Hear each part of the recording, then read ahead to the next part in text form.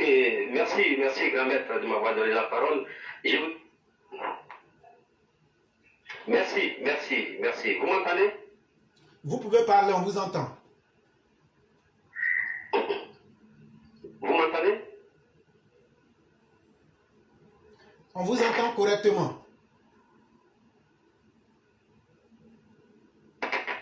Ok, bien, donc je voudrais tout simplement me prononcer sur cette affaire de l'arrestation de Picheri Balé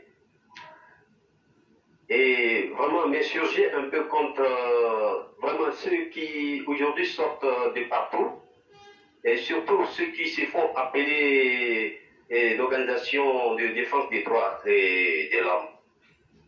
Parce que nous ne pouvons pas comprendre un instant que ceux-là même qui se disent défenseurs des droits de l'homme assistent sans parler à des agissements de certaines personnes qui, ma foi, veulent mettre le feu à la case. Alors, voulons-nous savoir si, pour eux, le droit de l'homme consiste à violer les textes et lois qui régissent notre nation? Et si certaines personnes, soi-disant de la société civile ou je ne sais quoi d'autre, étaient au-dessus de la loi, la question que nous nous posons, parce que nous voudrions que ceux-là même qui doivent défendre les droits des citoyens doivent être aussi à l'avant-garde pour vraiment en appeler à l'ordre à tous ceux qui posent des actes de nature.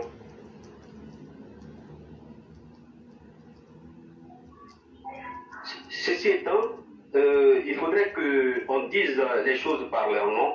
Il y a des non-dits, parce qu'ils ne peuvent pas s'asseoir et regarder Picheri Balé effectuer des voyages dans des pays qui sont censés aujourd'hui, peut-être qui ont des démêlés avec notre pays, et qui ouvertement prennent des positions et attaquent notre État, incriminent notre État, et prononce des paroles de nature vraiment même à saboter nos institutions.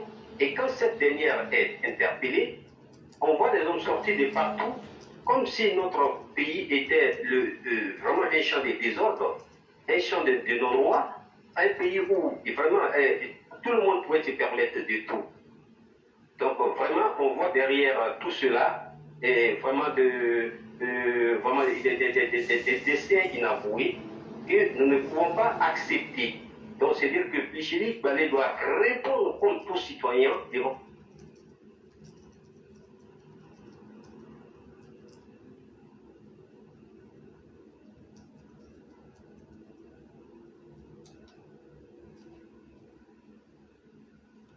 Et nous expliquer au juste où elle tient toutes ces informations, ou quelles sont ses intentions.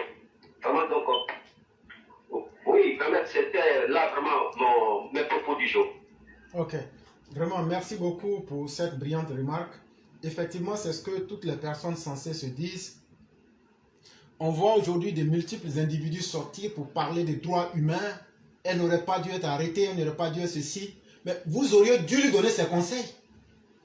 Vous auriez dû lui dire de ne pas défier les... Ok, s'il vous plaît.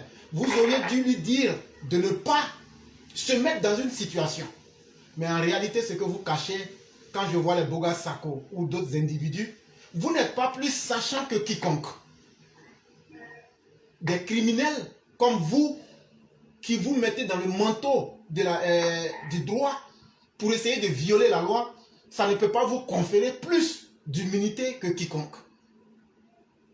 Comment voudriez-vous que quelqu'un, parce qu'il a fait 2 ou 3 années de droit, ou bien parce qu'il dit qu'il est avocat, donc lui peut commettre tous les crimes du monde, et tout le monde doit accepter ça. Le régime d'Alassane Ouattara n'acceptera pas ça. Ça c'est il faut que vous le dites. Et toutes ces malheureuses personnes qui demandent aujourd'hui qu'elles soient libérées, je vous dis, si le régime d'Alassane Ouattara libère Picheri Balé, sans aller en profondeur de ce dossier-là, le régime d'Alassane Ouattara aura ses partisans sur son dos. Ça aujourd'hui, de la même manière que vous pensez que vous êtes déterminé dans le mal pour mettre le pays à genoux, vous ne mettrez pas ce pays-là à genoux avec le régime sous le régime d'Alassane Ouattara, parce que nous autres aussi, vous pensez que vous avez la majorité, c'est vous vous trompez. Sinon, la vraie majorité, c'est quand on va à des élections. Voilà une opposition incapable, qui est tellement minoritaire, qui a eu peur d'aller à des élections, et en 2020 et en 2025, et aujourd'hui qui veut se donner l'opportunité de croire qu'en parlant, en chialant partout, vous ferez beaucoup de bruit, mais on vous attend. On attend cette fois-ci, sur cette histoire de Pulchéri Balé, si le président Alassane Ouattara et le système judiciaire en Côte d'Ivoire est là pour les Ivoiriens, elle met la vie des Ivoiriens en danger, elle accuse l'État d'irresponsabilité. Voilà des gens malhonnêtes dans leur âme qui disent non, il faut la libérer. Bon, nous on dit, nous, la majorité qui a mis Alassane au pouvoir, là, nous on dit, elle ne sort pas. Il va falloir aussi qu'on fasse comprendre à ces personnes-là que nous avons une majorité silencieuse qui est là, qui observe aussi le gouvernement, et qu'il va falloir que le gouvernement se détermine. Et c'est ce qu'on a toujours dit.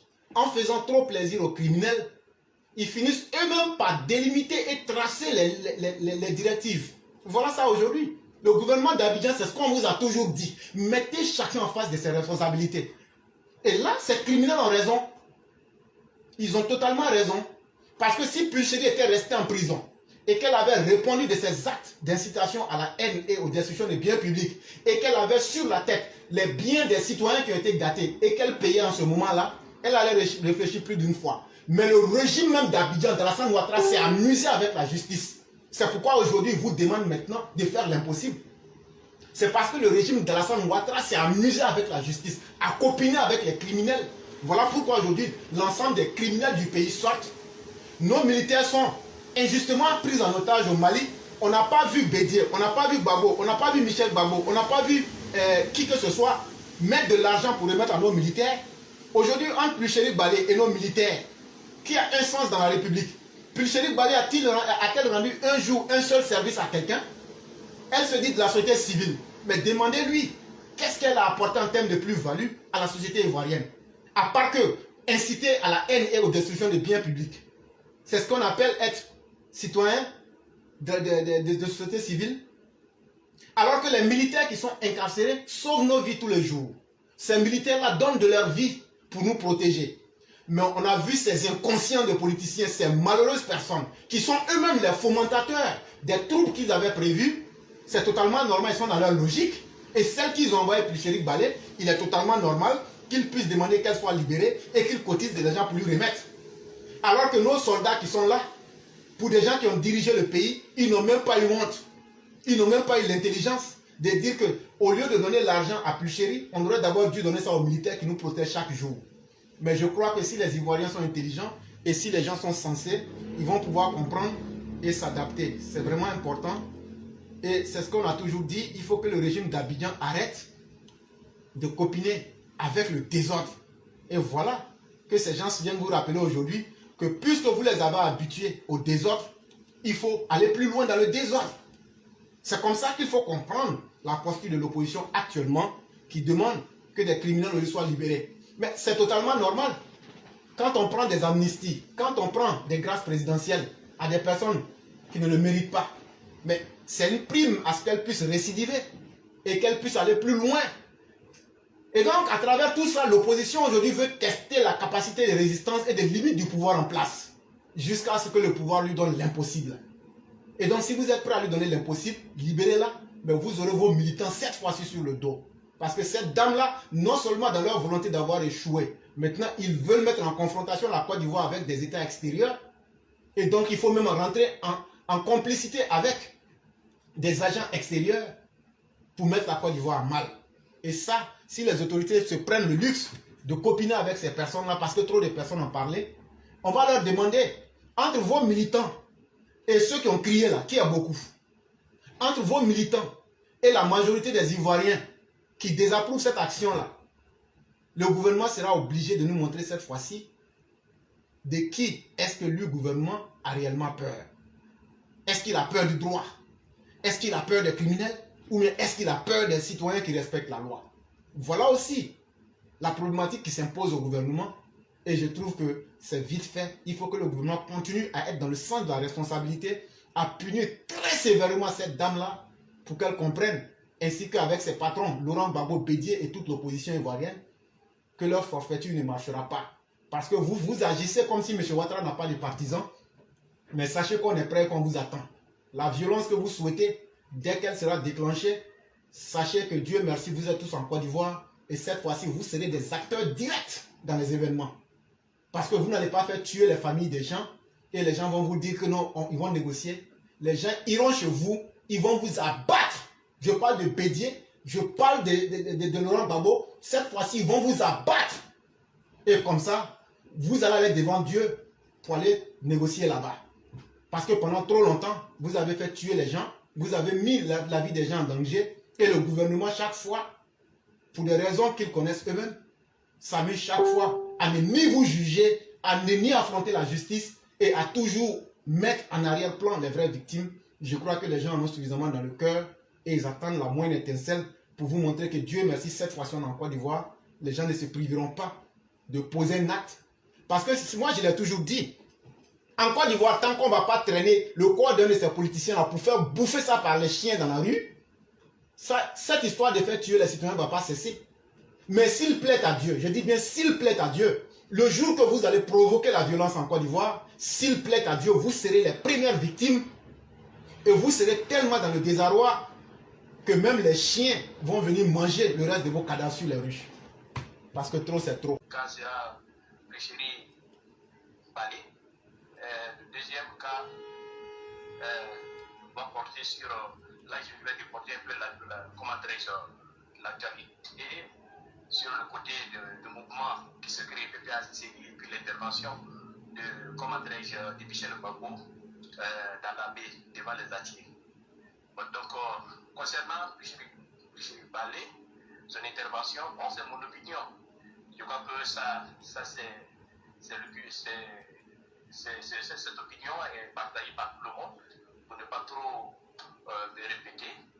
Je crois qu'elle a été arrêtée, pas pour son opinion, elle a été arrêtée pour des actions.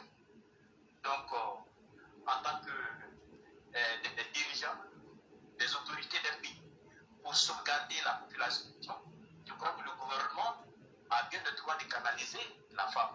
Et c'est ce qu'ils ont fait. C'est leur droit.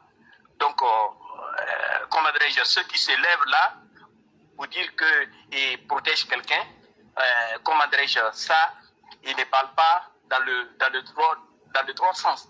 Ils sont en train de parler parce que, comment dirais-je, à un côté pris, ils veulent protéger la femme.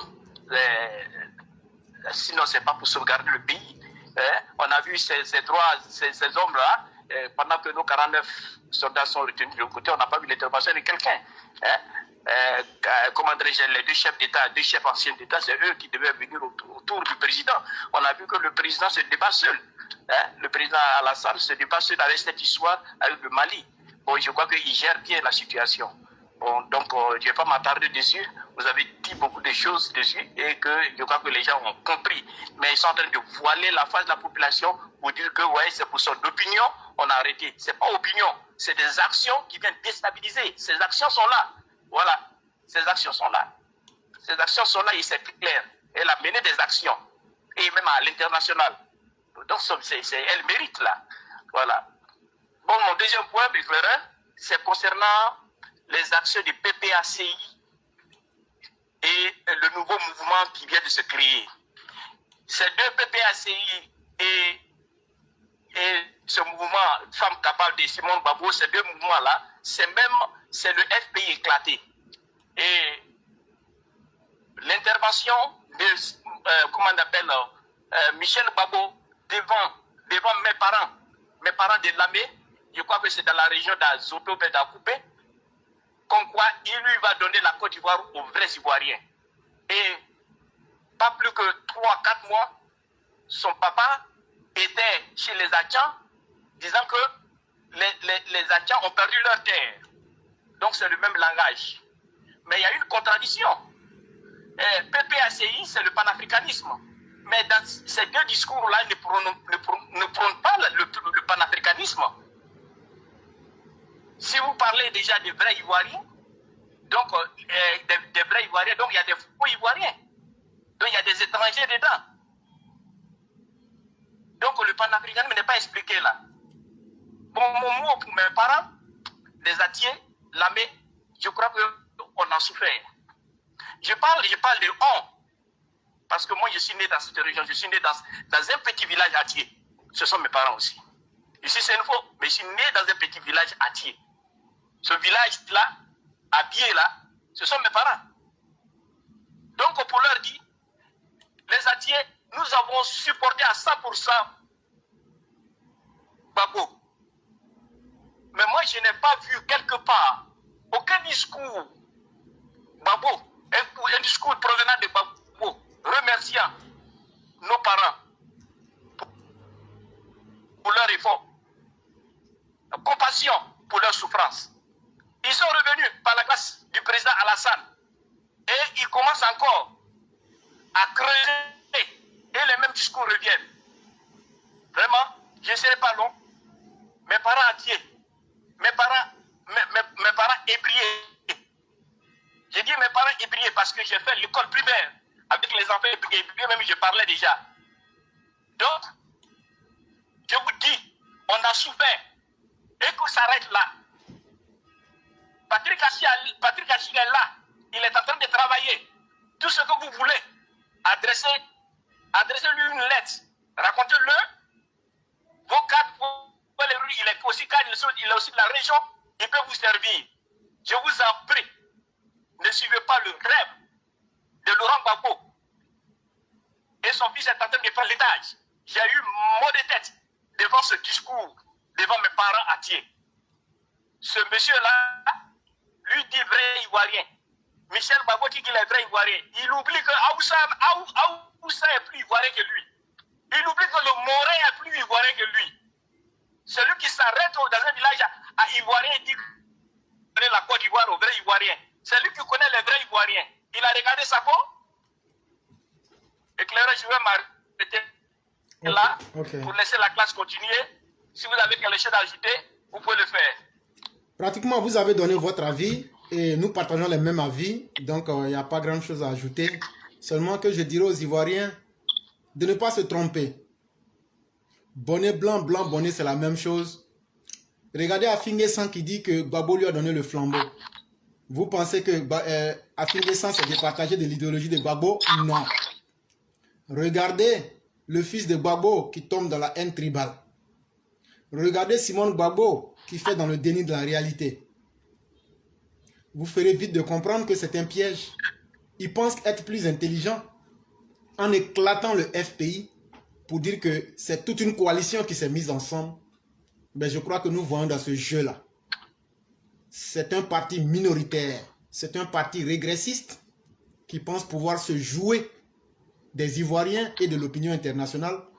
Mais nous voyons bien dans leur jeu. Et ils n'ont que pour fond la violence. Mais nous leur disons ceci. La violence qu'ils souhaitent, ils l'auront.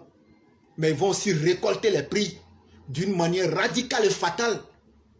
De sorte que pour définitivement ce pays-là, ils vont se souvenir que eux, ils ont été les initiateurs de la violence. Mais on va leur retourner cette violence-là en puissance exponentielle.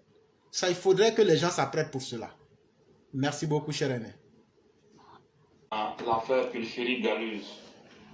Relativement à la justice, un sujet que vous venez d'aborder.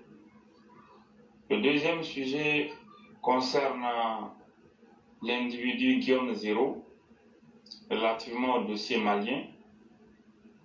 Et le troisième sujet concerne le dossier du paiement des entrepreneurs et fournisseurs d'État.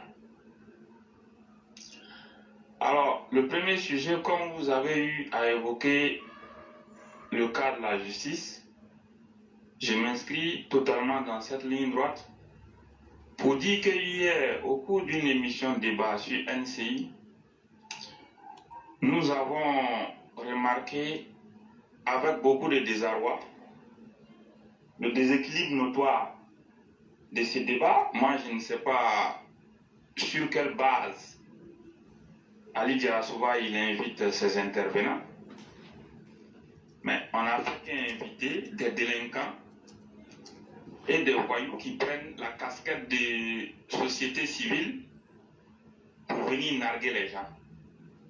Qui ne connaît pas Bouga Sako Gervais? Vous vous souvenez, ces déclarations lors de la désobéissance civile, ces déclarations sont là. Un certain Éric Aimé-Sémian. Tout cela, c'est des bandits de grands chemins, des gars que nous connaissons dans ce pays, qui ont toujours eu pour mission de déstabiliser le pouvoir Ouattara.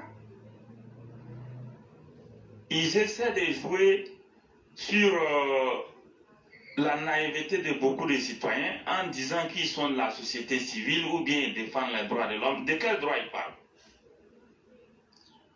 Et sur la chaîne de télévision NCI, hier, certains même annonçaient que bon, Balé Pulchiri, elle sera libérée, qu'il n'en sera rien. Bon, nous, ce que nous disons toujours, si les gens veulent que la sécurité, la stabilité et la paix sociale soient définitivement garanties dans ce pays, il va falloir commencer par sanctionner, punir conformément aux lois ivoiriennes tous ces délinquants qui pullulent notre société civile en prenant la casquette de la société civile. Remarquez, ils n'osent pas dire qu'ils sont GOR ou bien FPI. Ils sont là pour nous emmerder avec des casquettes, des gens qui cherchent à déstabiliser le pays, à mettre les Ivoiriens en difficulté. Ils n'ont pas leur place dans la société ivoirienne. C'est en cela que nous voulons attirer l'attention du président de la République pour dire qu'il est suffisamment temps de faire régner la justice avec ces délinquants politiques. Balé Pulchiri, lors de la désobéissance civile, comment les jeunes ont eu l'argent pour couper les arbres, faire tomber, pour brûler les bus, pour acheter les armes blanches, pour aller tuer les innocents. L'argent était donné par Guillaume Zéro, Henri Konan Bédié, Laurent Gbagbo. Et cet argent était remis à Pulchiri Galeuse pour être distribué aux voyous qui étaient chargés de la sale besogne. Depuis son appel à manifester, nous avons tous vu ce qui s'est passé. Tout était déjà prêt. Malheureusement, elle a fait ses forfaits, ses crimes. Il n'y a pas eu justice. Moi, je ne sais pas sur quelle base, en tout cas, on libère ces criminels. On ne peut pas nous dire aujourd'hui que c'est une femme ou bien elle est de la société civile qu'il faut la libérer. Non. Soundiata. Pulchiri Galeuse. Soundiata. Oui, j'écoute. Est-ce que vous, moi, avec les élèves de la classe, est-ce qu'on ne peut pas constituer un gang de braqueurs et puis dire qu'on est de la société civile et puis braquer les gens et accepter que les gens nous pardonnent facilement? Si on le fait aujourd'hui, vous allez voir qu'on aura tous les problèmes du monde. Non, mais si pour elle ça peut passer, c'est que c'est une bonne voie que le gouvernement donne à chacun, c'est qu'on peut le faire, on ne doit rien craindre. Oui. Et donc on demande à tous les braqueurs, dites que vous êtes de la société civile et on ne vous condamnera plus. Oui. Quand même. Ou bien vous braquez, vous avez votre bord politique, vous vous mettez à braquer là et on condamne plus. On ne peut pas construire une société avec un tel amateurisme. Moi, je préfère qu'on dise qu'il y a la dictature, qu'on dise que le président est méchant, qu'on dise qu'il n'y a pas de droit. Mais le plus important, c'est que le pays soit en paix, en stabilité, en sécurité et que les Ivoiriens arrivent à vaquer à leurs occupations. Moi, je préfère ça. Si on doit dire que le président Ouattara ou bien le pouvoir Ouattara est la plus grande dictature du monde, et puis la paix, la stabilité, la sécurité seront garanties, moi je préfère. Au Rwanda, vous voyez qu'ils n'écoutent pas tous ces vautours, ces maîtres chanteurs qui pilulent la société ivoirienne, la société un peu partout, et qui n'apportent rien à l'évolution du monde. Ils n'apportent rien. Si vous voulez écouter tous ces délinquants, vous n'allez pas vous en sortir. Et regardez en Chine, il n'y a pas plus grande dictature que la Chine. Mais vous ne voyez pas ce qui se passe là-bas? Les gens sont au pas et ils travaillent. Les Chinois, en fait, ils travaillent sa religion. Les Chinois ne jurent que par le travail. Mais là-bas, tu t'amuses, on va t'arrêter. Tu ne peux pas jouer avec la sécurité, la stabilité en Chine et on va te laisser. Se laisser aller, c'en est de trop. Pulchérie Galleuse est une criminelle. Pulchérie Galleuse, c'est une tueuse. Pulchérie Galleuse, c'est une braqueuse. Pulchérie Galleuse, c'est une bandite des grands chemins. Une veuve noire. Mais elle mérite d'être traitée comme telle. Sa place est en prison. C'est pas parce qu'elle est femme. On s'en fout. Il y a les femmes, il y en a criminelles. Des femmes criminelles, il y en a beaucoup au sein de notre société. On ne va pas dire que parce qu'elles sont femmes, donc on laisse faire. Non. Tout ce que nous demandons, il faut que son procès ait lieu le plus tôt possible. Il faut qu'elle soit jugée sévèrement punie par la loi. Pas de liberté, pas de grâce, pas d'amnistie. Si on peut même l'éloigner dans une prison très loin à l'intérieur du pays là-bas, moi je pense que ça va être mieux. On ne peut pas continuer à nous narguer comme ça. Elle est qui? Chaque fois, elle doit poser des actes de nature à mettre en danger tous les Ivoiriens, de nature même à déstabiliser les pays et on laisse faire. Pour quelle raison? C'est en cela aussi que tous ces gens qui se réclament de la société civile et qui sont là en réalité pour nous emmerder. Mais la justice, elle est pareille pour tout le monde. Un coupeur de route, il est arrêté, il sera jugé et condamné. Un délinquant des grands chemins, il est arrêté, il est jugé et condamné. De cette même manière, tous ceux qui incitent au meurtre, qui complotent contre l'autorité publique, qui complotent pour déstabiliser des pays, il faut les arrêter. Tous les Michel Gbagbo, les Damana Picasso Adia, les Stéphane Kipré, le moment venu, si on ne peut pas les arrêter, qu'on nous dise, nous allons nous occuper d'eux. Ça ne peut pas continuer comme ça. S'ils pensent qu'à tout moment, ils vont venir mettre en danger la vie des Ivoiriens et compter sur la chapelle politique pour se tirer d'affaire, nous disons que les choses ne peuvent pas continuer comme ça. Un bandit reste un bandit et il doit être traité comme tel. Les lois, elles sont valables pour tout le monde. On ne peut pas continuer à tout moment caresser ces voyous-là dans le sens des poils et on ne les juge jamais. Et chaque fois, ils sont dehors pour venir reprendre les mêmes bêtises. Pendant ce temps, ils font tuer des innocents. On ne peut pas continuer dans ça. Donc, tous ceux mêmes qui viennent parler sur les chaînes de télé, qu'il n'y a pas droit, que liberté d'expression, nous en avons cure. Nous, on s'en fout de tout ça, ça ne nous intéresse pas. Ce qui nous intéresse, il faut que la Côte d'Ivoire soit en paix, en stabilité, en sécurité et que les Ivoiriens vaquent à leurs occupations. Je l'ai toujours dit, la sécurité, la stabilité, la paix sociale passent avant les intérêts de quiconque. Cela, ils nous emmerdent. C'est parce que même le président, c'est l'excès de gentillesse qu'il fait. Cela, il nous emmerde. Le jour où le président Ouattara, il va prendre sa retraite, ceux-là, ils vont nous trouver ici dans ce pays. Ils seront traités comme tels. Mais finalement, on ne sait pas ce qu'ils veulent. Qu'est-ce qu'ils veulent, ces gens-là? Vous voulez quoi? Vous allez passer tout le temps à nous emmerder? Ce pays, ce n'est pas pour vous. Ce pays, il ne vous appartient pas. Ce pays, vous n'allez même plus le gérer. Il faut que cela soit clair dans vos esprits. Ces délinquants des sociétés civiles, des gores, des machins, ceci, cela, nous en avons marre d'eux.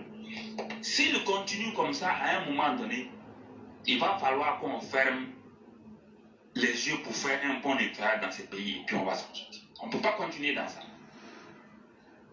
Le temps de l'amusement, si la justice ne peut pas faire son travail, nous allons nous donner les moyens de résoudre le problème ivoirien pour être en paix définitivement. On ne peut pas rester dans ça. Le président Ouattara, c'est l'excès de gentillesse et ils en abusent. Mais on est tous calmes. Tôt ou tard, le président Ouattara, il prendra sa retraite. S'il pense qu'après le président Ouattara, eux, ils vont avoir le pouvoir, qu'ils se détrompent. C'est un digne successeur du président Ouattara qui prendra le pouvoir dans ces pays-là. Et lorsque le président Ouattara va prendre sa retraite, ces gens-là, je crois qu'ils vont nous trouver sur leur chemin. C'est quelle histoire ça? 1, 2, 3, vous faites des bêtises, vous tuez les innocents, et c'est à vous on doit tout. On vous doit tout dans ce pays. Non, il n'y a pas de droit, non, liberté d'expression, non, c'est la démocratie, non, ceci, cela. Mais on s'en fout de tout ça. On s'en fout. Est-ce que les Occidentaux, même aux États-Unis, en Grande-Bretagne, en France, eux, ils ont fait appliquer la justice pour organiser la société, pour mettre de l'ordre, pour que les uns et les autres puissent se respecter. Là, c'est la justice. Même dans ces pays-là, faut faire une manifestation où tu vas aller brûler un bien public ou bien tu vas tuer quelqu'un. En France, en Angleterre, aux États-Unis, Canada, tu verras si on va te laisser. Tu verras quand on va te juger, si quelqu'un va sortir pour dire non, écoutez, comme c'est la société civile, c'est quoi, libérez-le, tu verras. Pourquoi ce qui ne marche pas partout dans le monde, c'est en Côte d'Ivoire, ça doit marcher? Sous le prétexte d'une prétendue réconciliation ou bien sous l'état civil. Il y a beaucoup de choses qui se passent en Côte d'Ivoire. Vous allez parcourir tous les pays du monde, vous ne verrez jamais ça. Qu'est-ce qui ne va pas? À un moment donné, il faut arrêter. Donc, nous demandons avec insistance au procureur de la République et aux magistrats en charge du cas de Pulcherie Galleuse de la juger et de la condamner très sévèrement. On ne veut pas entendre qu'elle est libérée. On ne veut pas. Les auteurs de la désobéissance civile, des crimes, des incendies des biens publics et privés, nous demandons au procureur de la République et aux magistrats en charge de ces dossiers de juger les auteurs, de les condamner et d'imposer des pénalités et des amendes très lourdes à Henri Konan Bédié, Laurent Gbagbo, Guillaume Zéro et tous ceux qui ont financé ces opérations. Nous les connaissons. Ça ne peut pas continuer comme ça.